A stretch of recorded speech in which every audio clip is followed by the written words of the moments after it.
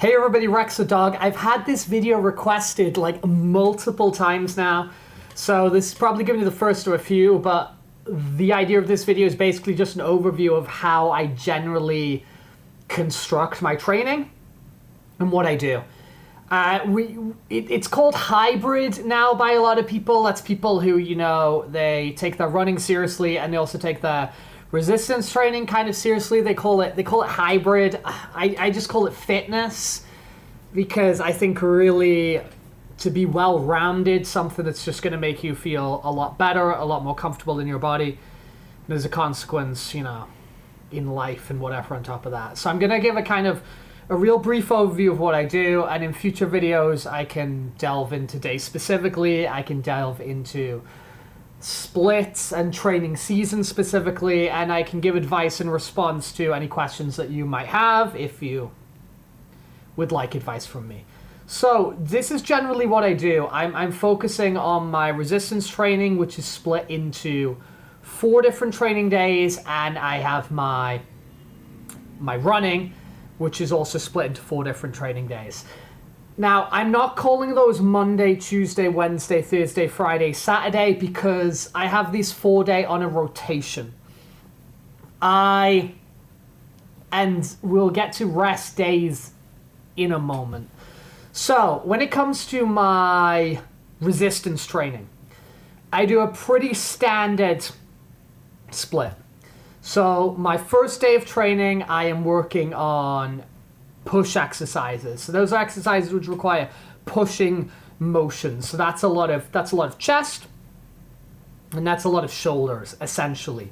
So that first day I'm working my chest, I'm working my shoulders, and you know what that might entail is going to vary on what's available to me.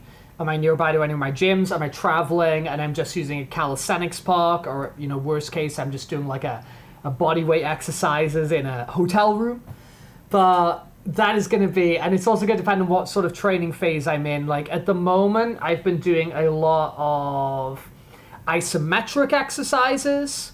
You know, before that, I was doing a lot of hypertrophy. So I was doing loads and loads of reps, like massive volume, you know, because I'm using lower weights. Other times I'm working mainly just on strength. I'm doing low rep, but very high weight for me. So it depends on the phase of what that's going to be. But that first day, I'm doing chest, I'm doing shoulders. The next day, I'm rolling into a pull day. That's what I did today.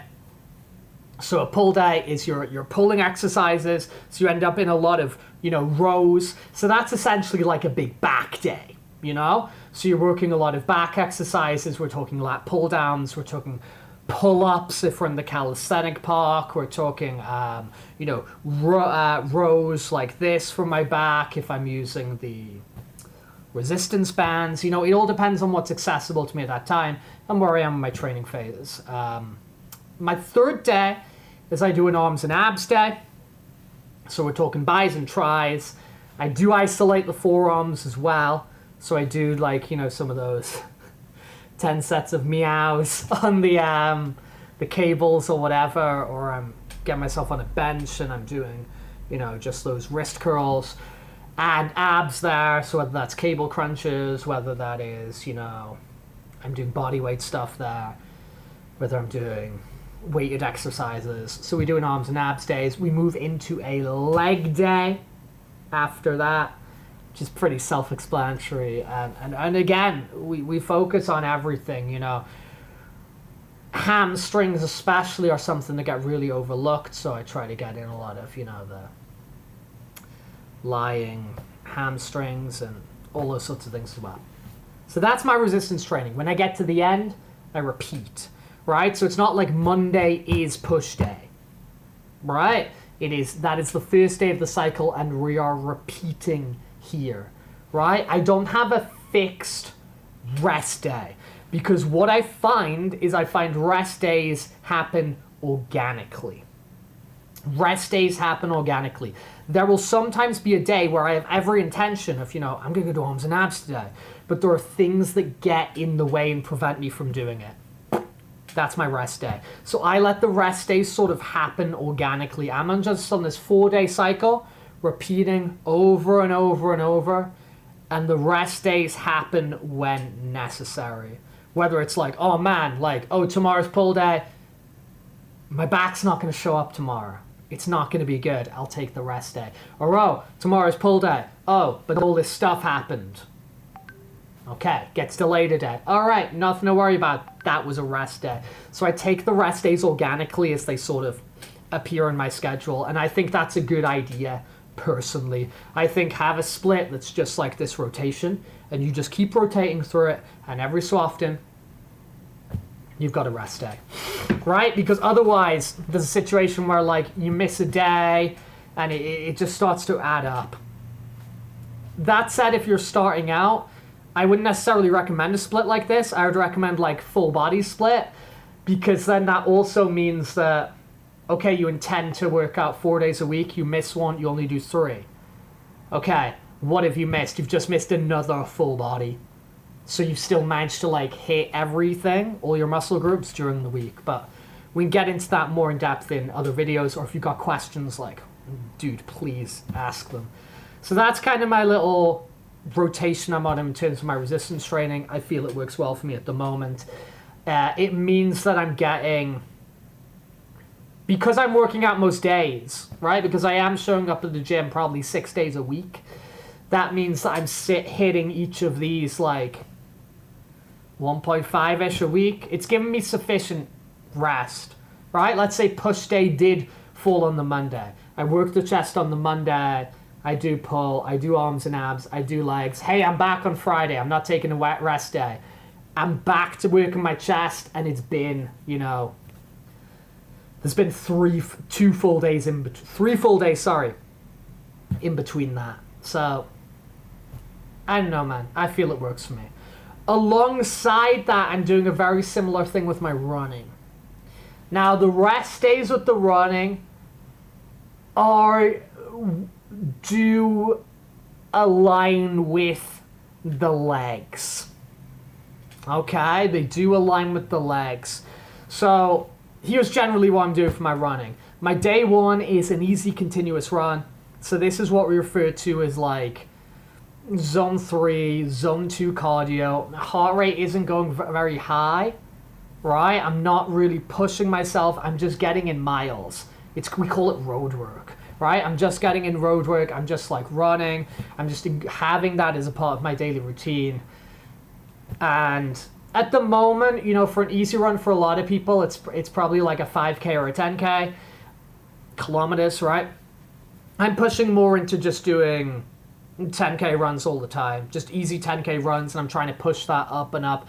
I'm trying to just get my volume increased ahead of my, you know, upcoming races, specifically the one that's a marathon, and as I try to push myself into ultra long distance running, which is something that I'm interested in doing a lot more in the future. So day 1, an easy run. I'm jogging along. If someone wants to come with me and they're super slow, I don't care, because it's easy run. I'll run at your place. We'll talk along. It's just about showing up. It's about the discipline of showing up, and it's about all of the benefits that come from building up that really strong, you know, cardiovascular base from just doing those easy runs where you're able to maintain your heart rate really low.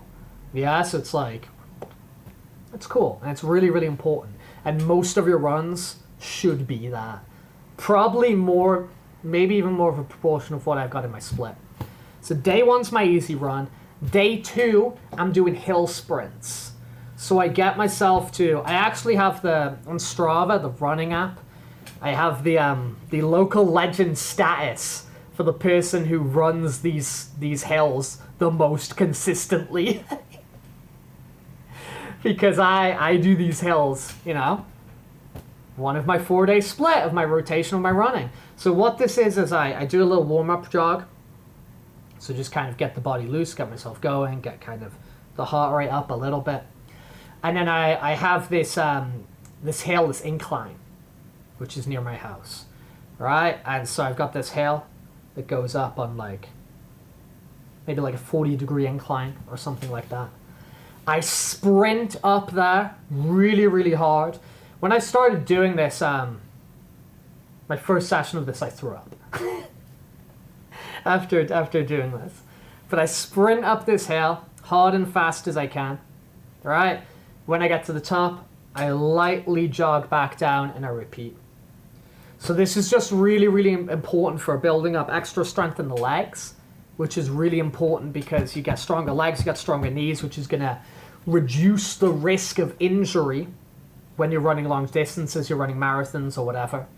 And that's also the purpose behind the leg day over here. The leg day is to build up strength and make these legs strong so I don't get injured. And I'm finding that to be really, really beneficial. I'm finding that to be really, really true. I think the two secrets to me really improving in my running and being able to do it consistently and it not tiring me out and me not getting injured is, I think, the hill sprints are my secret weapon and the leg day are my secret weapon. I know a lot of runners who are not doing these things and they get hurt and their just general cardio is a lot worse. And it's not because I'm like some sort of better athlete or something like that. It's because I'm putting in the work and I'm doing these two things, you know, every week at least, or sometimes multiple, depending on how the split's rotating.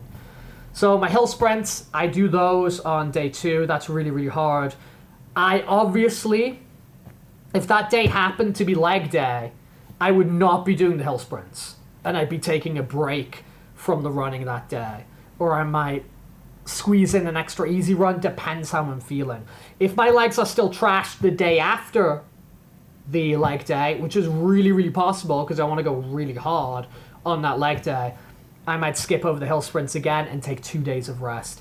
That's why I don't have these hard Monday, Tuesday, Wednesday, Thursday, Friday, right? It's just a rotation and we're taking the rest days organically.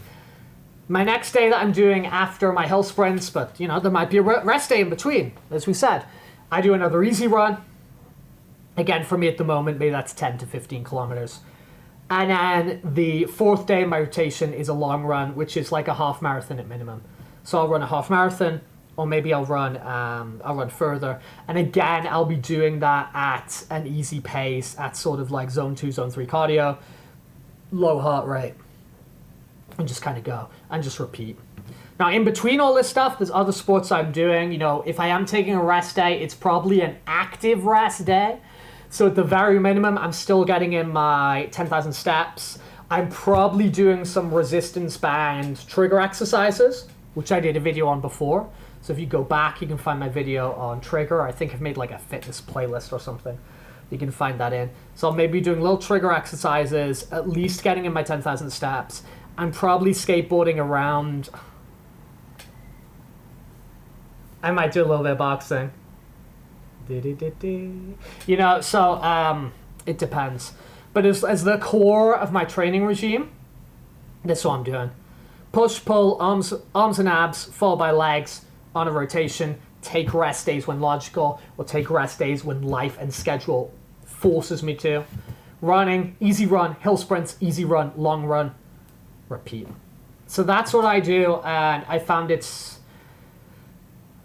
again, they call this hybrid training. I call it fitness. I think it's got me pretty fit. Like, if you just want me to go do something tomorrow, I can go do it. I think that's fitness. I think that if you're in a situation where someone could just ring you and just be like, you're running a half marathon tomorrow, I feel you really want your body in a position where you can say yes. Now, I'm not saying you're going to go run that and do that at a sick time. I'm saying you're going to run it and you're going to finish it. I feel if you can do that, you're pretty fit. Because something about half marathons is they're actually not that hard. You can do it, unless there's something like, you know, and obviously this is totally valid, and you're some sort of situation, you know, health condition or whatever at the moment that that stops you from doing that. Okay, yeah, totally valid. But for like most people, you should kind of be able to do that. Yeah? And at least finish it. I'm not saying get a cool time, but at least finish it. But that's my splits, because people have been asking. I would be more than happy to get into more detail about anything. So if anybody's like, hey, what is a push day? we can do that. Or if anybody's like, oh, hey, like, I want to start training hybrid style or whatever, what's a good starting point?